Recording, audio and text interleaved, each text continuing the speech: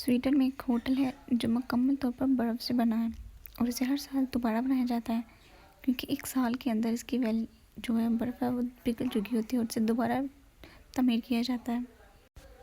فلسطینی بچہ ہے، ان کی جو ماں ہے دھماکے میں ڈیتھ ہو چکی تھی ان کی، اس نے اپنی ماں کے ساتھ لپٹ کر روتے ہوئے یہ بولا I want to sleep next to you, کہ ماما میں آپ کے ساتھ سونا چاہتی ہوں کیونکہ وہ ان چیزوں سے ڈر چکا ہے۔ پولینڈ میں سائیکل کی یہ روڈ ہے جو رات کو چمکتی ہے اور سورج کے ذریعے چارج ہوتی ہے، اور ایسی ٹیکنالوجی صرف فورین کنٹریز میں ہی ہو سکتی ہے، پتہ نہیں پاکستان میں اتنی ترقی کب ہوگی۔ سائیکل کے بعد کار چارجنگ کا جو سسٹم ہے وہ بھی سویڈن میں پہلی دفعہ دنیا میں متعارف ہونے جا رہا ہے۔ سائنسدانوں کی تحقیق سے پتہ چلتا ہے کہ زلزلے سے زیر زمین پانی سونے میں تبدیل ہو جاتا ہے۔ یہ ایک ناقابل یقین بات ہے لیکن یقین کرنا پڑے گا۔ 30 ٹن خوشبو روزانہ مسجد نبوی میں استعمال ہوتی ہے۔ ماشاءاللہ سبحان اللہ، ان کی تو شان ہی الگ ہے۔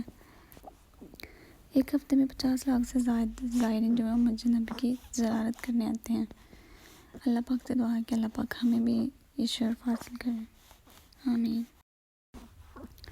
چائنا تو ایڈوانس چل رہے ہیں، انہوں نے اب ٹریک کے بغیر رمضان پر چلنے والی ٹرین بھی متعارف کروا دی ہے۔ کرسٹیانو رونالڈو، انہیں اللہ تعالیٰ نے دولت تو کافی دی ہے لیکن انہوں نے اپنا 15 لاکھ یورو میں سونے کا جوتا بیچ کر پیسے جو ہیں وہ فلسطینی بچوں کو عطیہ کر دیے ہیں۔ یہ جیسے بھی ہیں مسلمان نہیں ہیں بے شک، لیکن انہوں نے ایک بہت اچھا کام کیا ہے۔ اچھا، یہ بات تسلیم کرنے کو دل تو نہیں کرتا لیکن اللہ پاک کی قدرت ہے، وہ ہر چیز پر قادر ہیں، جو وہ چاہتے ہیں وہ کر سکتے ہیں۔